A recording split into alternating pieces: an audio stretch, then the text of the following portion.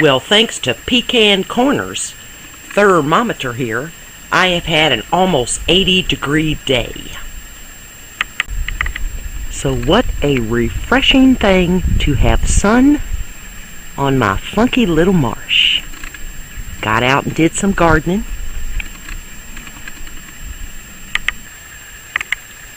The hubster has put a new cover on our greenhouse because we're salty, windy. The green reinforced cover didn't last, so that's looking good. And I got some garlic and onions coming up. And my pirate flag, she's blowing in the wind, she is. So to celebrate, perhaps spring is coming, I am going to make zucchini bread. Dead easy, can't be easier. And it's going to be good exercise because my right shoulder has spent the last 9 days trying to lock up on me. And like a good physical therapist, I have tortured myself to get range of motion. Okay, ouch, people. Big ouch, and I'm right-handed. So, if I can't stir it, and it'll be good exercise to try because I'm getting better, I'm going to have to go down and get the man to do it. But regardless, there's going to be zucchini bread because now that gardening season's coming, I need to free up some freezer room. And when I grow zucchini, or buy zucchini, I shred it up in 2-cup packs to make zucchini bread through the winter. So anywho, seems like a good excuse, doesn't it? To make zucchini bread. Yummy! And thanks to Texas Prepper 2, I have learned a new trick to keep my moist atmosphere from clogging up baking soda. I'm putting it in an old peanut butter. And instead of using what I normally do, which is food-safe cheesecloth, little packets with rice, he did a video on taking a coffee filter. Mine happened to be cones, filling it with rice, just closed it, dropped in, works great. So I'm rolling with that one. But I really like having things like baking soda in a larger container instead of the little cardboard boxes they come in. So there's just a little tip, a little mouse tip, if you will. So in my vintage little funky sunbeam mixer that I absolutely love, and when you run it, it smells like cake. It's got the coolest smell ever. I have 3 1/4 cups of all-purpose flour. Not self-rising, just like my bucket said. All-purpose flour only. Don't mix them up. I've got a 1/2 teaspoon of salt, a teaspoon of ground nutmeg, 2 teaspoons of baking soda, and 3 cups of sugar. So those I'm going to mix up in my mixer.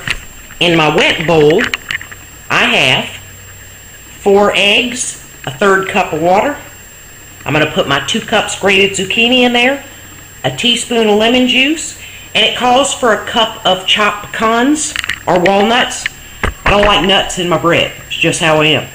So you can throw them in there. It doesn't hurt it not to. This will make 2 loaves that I'm going to cook at 350.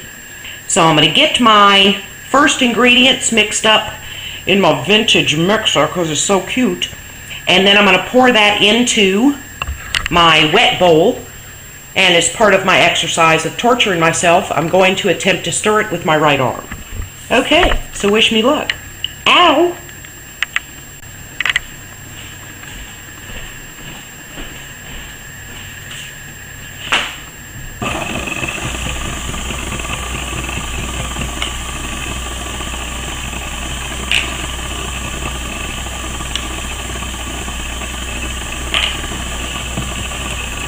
Sugar.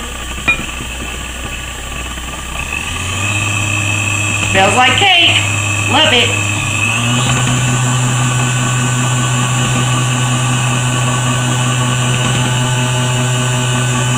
Powdery.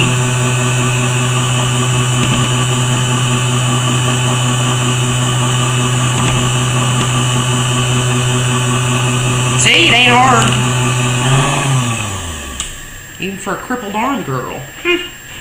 Pretty groovy. So, the mixing is rather sucktastic. However, and Michelle just playing, this is for you.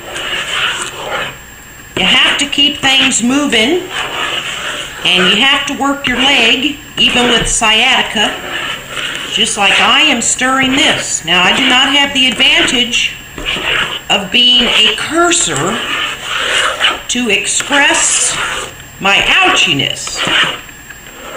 However, this was good exercise mixing this. Good golly. You do not know what shoulder pain is till you get you some. However, zucchini bread is what's for snacking. Taking me 9 days to get to where I can do this. Quite the feat. Oh yeah. Do it, Michelle. Do it. So I have buttered I'm talking with butter. Not oleo, not margarine, not Pam in a butane powered spray sucker. I have just buttered 2 of these. Oh yeah, this hurts. Oh, this is sucktastic. Ooh. Now, instead of cursing, I think or say things out loud like, bite my gastrocnemius, suck a quadricep, oh, in the name of hamstrings, all in the world. Okay. Yow. Oh, there. So if you have anything like this, don't let your body keep losing range of motion. Okay, because all they do for a frozen shoulder, if you hadn't ripped something and need surgery and it looks like they're sewing you up with paracord, not paracord, paracord, is they'll put you under and shove your shoulder around. So do it your darn self so you can drive your car and do things. There's just some things you got to suck up and get done. And my husband likes to torture me, so I'll get him to help me force my arm. Now, I could not have done this 2 days ago, so I'm going to take progress where I can get it. So 350 degrees. I got my oven on convection, and it ought to be an hour. So I'll show you what it looks like when it comes out. And if it's good, I'll tell you, and if it's horrible, I'll tell you. But hey, arm exercise, woo! And food. So 55 minutes, and they came out fantabulous. And I dipped a toothpick in the center, and they're good to go. So I'll get them out on a little cooling rack. Gonna be yummy. I'm also gonna freeze one. I wrap in cling wrap, then aluminum foil, put it in the freezer, and then through the summer I can pull one out. Very good.